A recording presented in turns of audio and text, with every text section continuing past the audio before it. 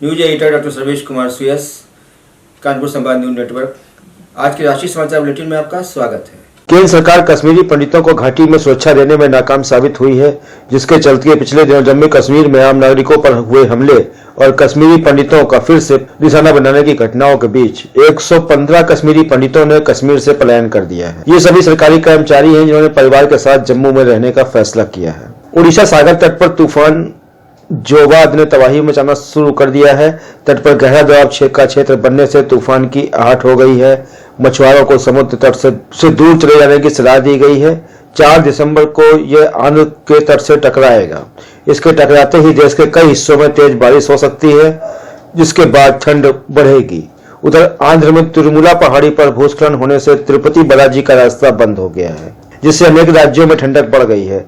तिरुमला में श्री वेंकटेश्वर मंदिर की ओर जाने वाली सड़क भूस्खलन से क्षतिग्रस्त हो गई है। मंदिर जा रहे कई वाहन रास्ते में फंस गए हैं।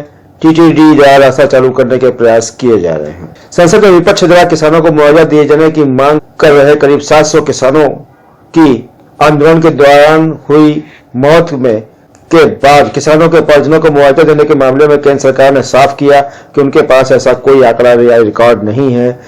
ऐसे में मुआवजा देने का सवाल ही नहीं उठता है। राज्यसभा में विपक्ष के नेता मल्लिकार्जुन खड़गे ने सभापति वेंकैया नायडू को पत्र लिखकर संसद में मीडिया पर रोक लगाने का आरोप लगाया है। उन्होंने 30 नवंबर को लिखी चिट्ठी में कहा है कि लगातार 5वें संसद सत्र में चुनिंदा मीडिया को ही संसद में आने दिया जा रहा है, जबकि वरिष्ठ पत्रकारों के सेंट्रल हॉल में जाने पर पूरी तरह रोक लगा दी गई है। उन्होंने कहा कि मीडिया को संसद के मंदिर में जाने से रोकने का सरकार ने तानाशाहीपूर्ण कदम उठाया है। सऊदी अरब में भी ओमिक्रॉन का पहला मामला मिल गया है। उत्तरी अफ्रीका की यात्रा से लौटे शख्स की जांच के दौरान यह जानकारी सामने आई है।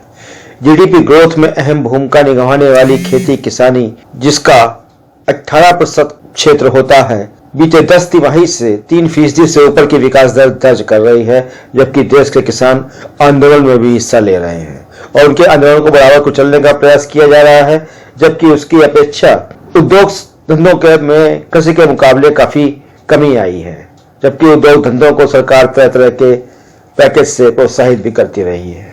पश्चिम बंगाल की मुख्यमंत्री ममता बनर्जी ने बुधवार को कहा कि उन्होंने कांग्रेस को सुझाव दिया था कि विपक्ष रणनीति बनाने के लिए एक सलाहकार परिषद का गठन करे।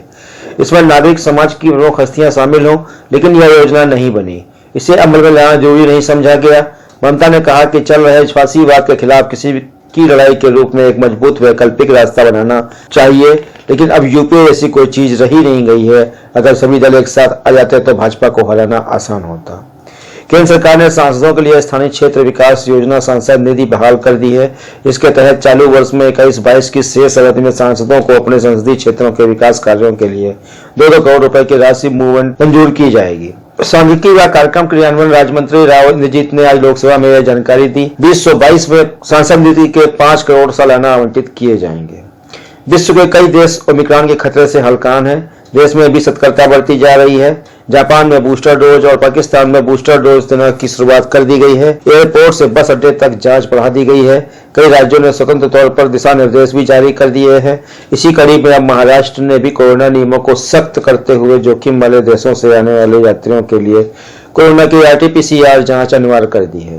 ब्रिटेन में ओमिक्रॉन के 22 मामले मिलने से हड़कंप मच गया है। 2 दिन के हंगामे के बाद संसद में आज तीसरे दिन केंद्रीय स्वास्थ्य मंत्री मनसुख मंडाविया ने सहायक प्रेसिडेंट प्रौद्योगिकी विनियमन विधेयक 2020 पेश किया। इसमें देश में संतानोत्पत्ति फर्टिलिटी सेंटर चला रहे सभी क्लिनिकों व चिकित्सा पेशेवरों का एक राष्ट्रीय रजिस्टर तैयार किया जाएगा और पंजीयन की व्यवस्था करना। राज्यसभा की कार्यवाही निलंबित सांसदों को बहाल करने की मांग को लेकर मचे भारी हंगामे के लिए 3 बजे से कल तक के लिए स्थगित कर दी गई। सरकार ने ओमिक्रॉन के खतरे को देखते हुए 15 दिसंबर से शुरू होने वाली अंतर्राष्ट्रीय उड़ानें न शुरू करने का फैसला लिया है। अगली घोषणा बाद में की जाएगी।